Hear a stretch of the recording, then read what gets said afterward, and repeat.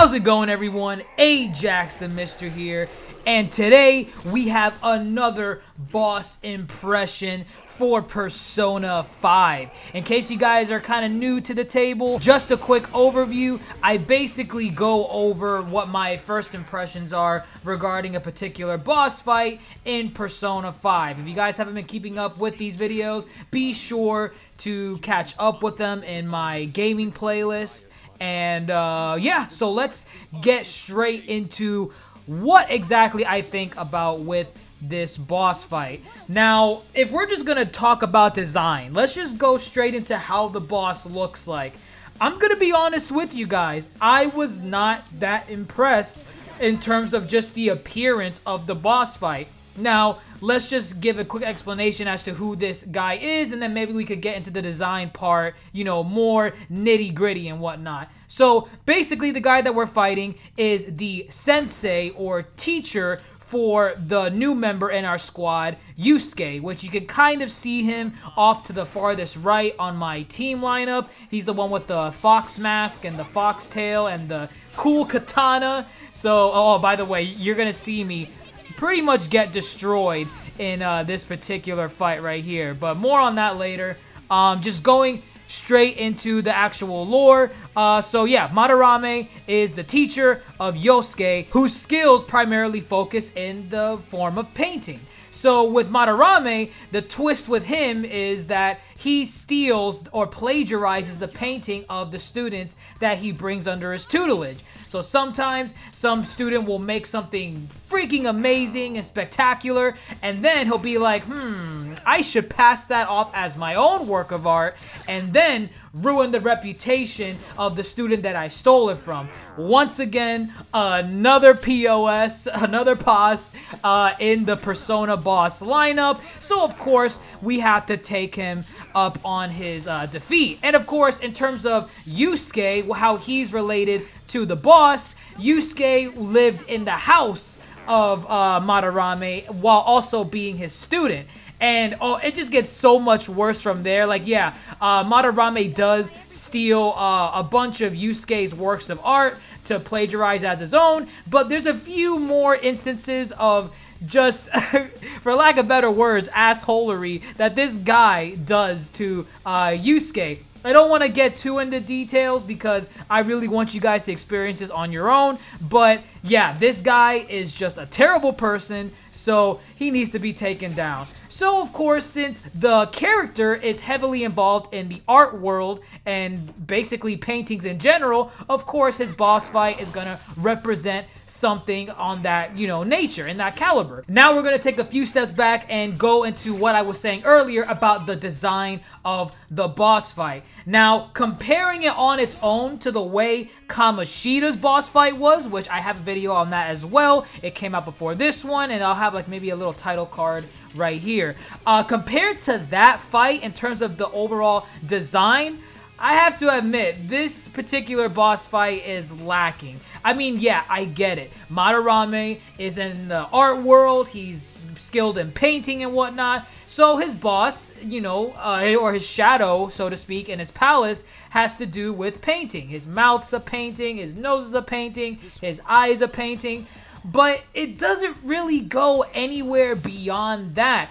Going back to even Kamoshida's boss fight, Kamoshida, yeah, the guy was on the volleyball team, almost went to the Olympics, or I think he did and whatnot, but that's not the point I'm trying to make. He had all these different, you know, symbolic traits to himself, yet the boss fight represented all of those traits, and you can see it with the design. You saw the volleyball kids, you saw the little wine cup with the cognition and that he had in there, and he even had the crown on his head. There was a lot going on with him, and that was a fantastic first impression for me to look forward to with the rest of the boss fights. But coming into this, it seems that this is the only thing this boss has going for it, the painting scheme.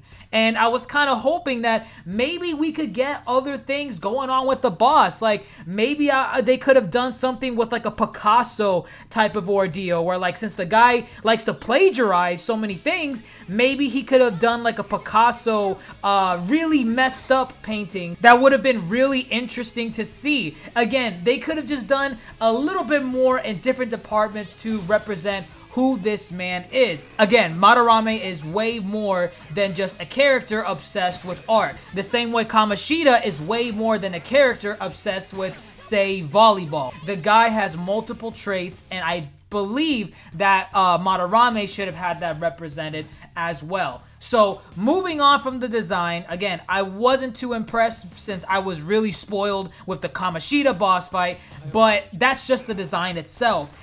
In terms of difficulty, oh man, does it take a massive dump all over Kamoshida's boss fight.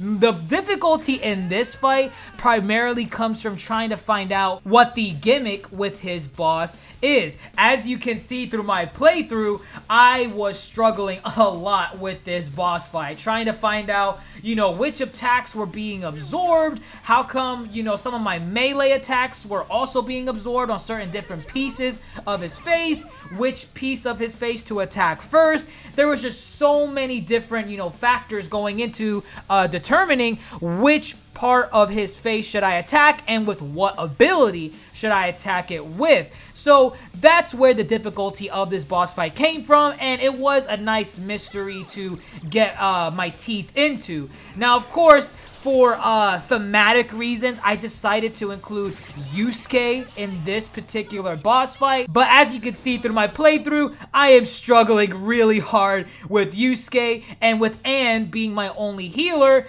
it's just a task to keep everyone on the field alive, healed up, not getting status debuffs, and just keeping people like on the battlefield. That was the hardest part, having only Anne as my healer and including Yusuke for just thematic reasons. Not saying Yusuke is a bad character, but at this point in the game where I was at, and in terms of what Morgana could do, which Morgana was the little cat character you've seen in the previous videos, I feel like Morgana was the more better choice. So yeah, in case you were wondering where the heck is Yusuke, I was watching him battle Madarame.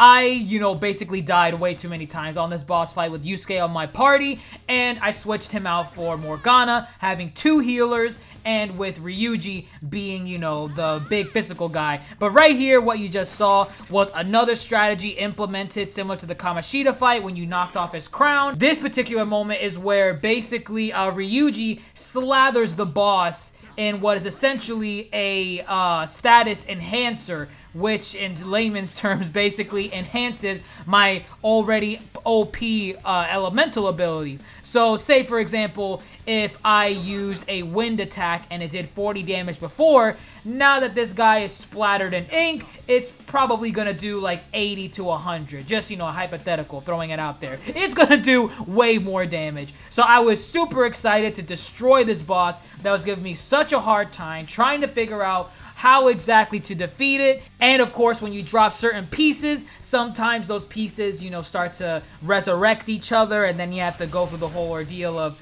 you know, trying to bring it up again. But yeah, and then it was really cool to basically see how the paintings eventually collapse on each other, and then the real Shadow Madarame reveals himself, and then you have to, you know, whip his behind back and forth across the Palace Museum. And yeah, that was pretty much my first impressions with the boss fight. Again, just to recap, in terms of design, I was really not that impressed because, again, Kamoshida was a pretty, you know, bombastic boss design, and that's pretty much what I think about that. In terms of the difficulty, this boss completely shattered all expectations from the Kamoshida boss fight. It kind of got me scared for future fights in this game. But the difficulty primarily came from just trying to find out what his gimmick was, how his abilities worked, what were his weaknesses, and so on and so forth. So let me know what you all think in the comments below. What did you think about this moment in the game? Did you enjoy it? Did you like the Kamoshida boss fight more? Did you like the Madarame boss? Were you not as put off by Madarame's, you know, just his design in terms of like his shadow, like how his boss fight was working? Again, I just didn't like the design. That's my personal, you know, opinion about that. Not saying it was terrible, but you know, put him and Kamoshida next to each other, you know who had the better design, at least in my opinion. But let me know your thoughts in the comments below. Leave a thumbs up if you enjoyed the video, and don't forget to stay beautiful. I'm Ajax the Mister, and as always, folks, thanks for watching. A fiend like you has no right to speak about the world of art.